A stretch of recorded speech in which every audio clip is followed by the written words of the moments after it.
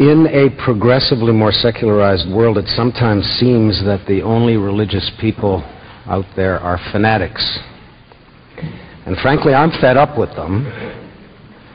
You look into any over-the-top, cruel, and wanton atrocity in the world today, and chances are you'll find some scripture-spouting nutbar, judging and condemning and punishing and happily killing the innocent while cloaked in the garb of faith. They preach love, but they practice exclusion, and they display a toxic intolerance to different views. I don't know about you, but for me, the very definition of arrogance is someone who presumes to know God's will and to speak in her name. So, our next speaker, Sam Harris, thinks it's time to address the role that religion plays in perpetuating human conflict. Sam? Thank you, Richard.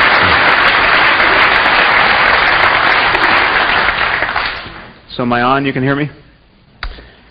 I'm going to talk about belief, specifically the problem of religious belief, because I happen to think that how we deal with belief, how we criticize or fail to criticize the beliefs of other human beings at this moment has more to do with the maintenance of civilization than anything else that is in our power to influence. Our world has been balkanized, as Moses just said, by incompatible religious dogmas. We have Christians against Muslims, against Jews. The books themselves make incompatible claims. We have this founding notion that God wrote one of our texts. Unfortunately, we have many such books on hand. Now, before I launch into my heresy, I want to say up front that I'm going to offend a few people in this room. I know you are very likely a secular bunch.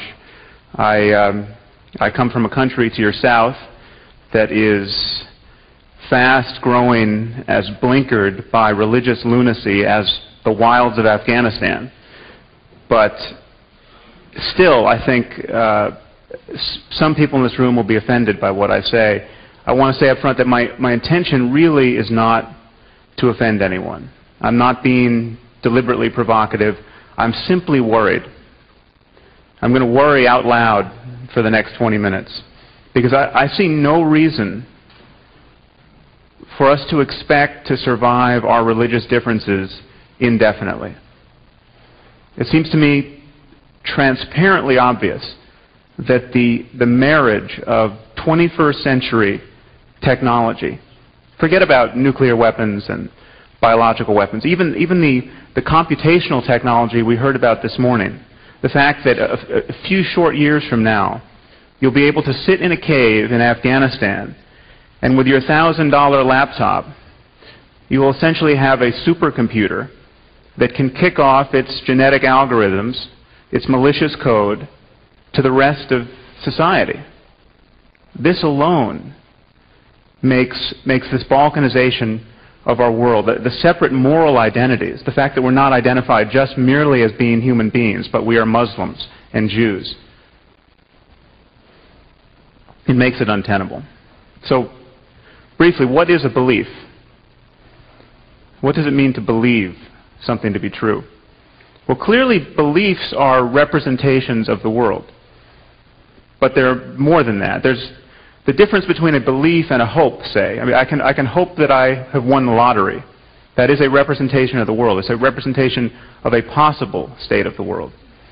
But believing I have won the lottery is the only thing that actually opens the floodgates of emotion and behavior to behavior and emotion that's appropriate to actually having won the lottery. Then you go on that lunatic shopping spree and offend all of your friends.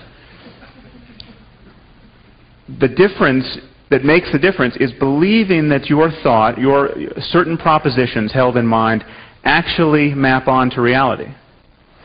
Now, if you think this is an abstraction, just imagine the transformation in your physiology at this moment, in your neurology, in your psychology, if you came to believe that your child had been taken hostage.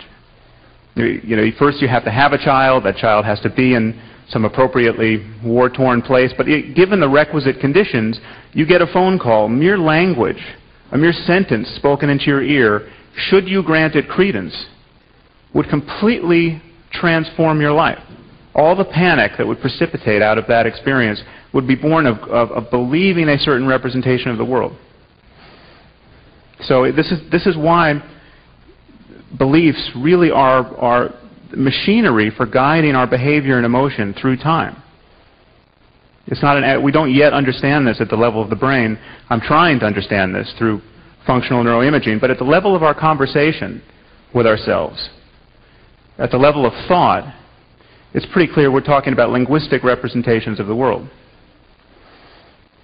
So what do people believe? Well, where I come from, in the U.S., 22% of the population claims to be certain, literally certain, that Jesus is going to come down out of the clouds and save the day sometime in the next 50 years. Certain.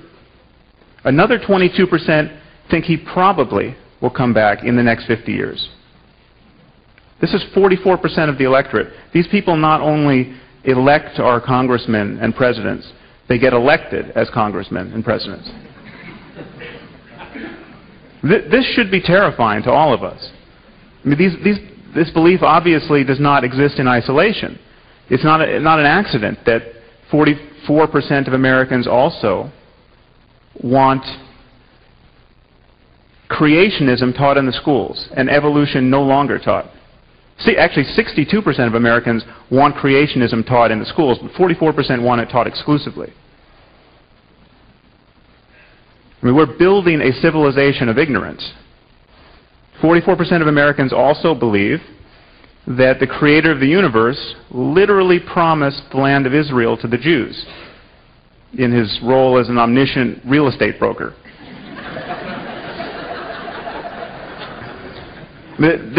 It's clear that this belief has geopolitical consequences. This is not. These beliefs don't exist merely on Sundays when we get together to talk about God and the Bible.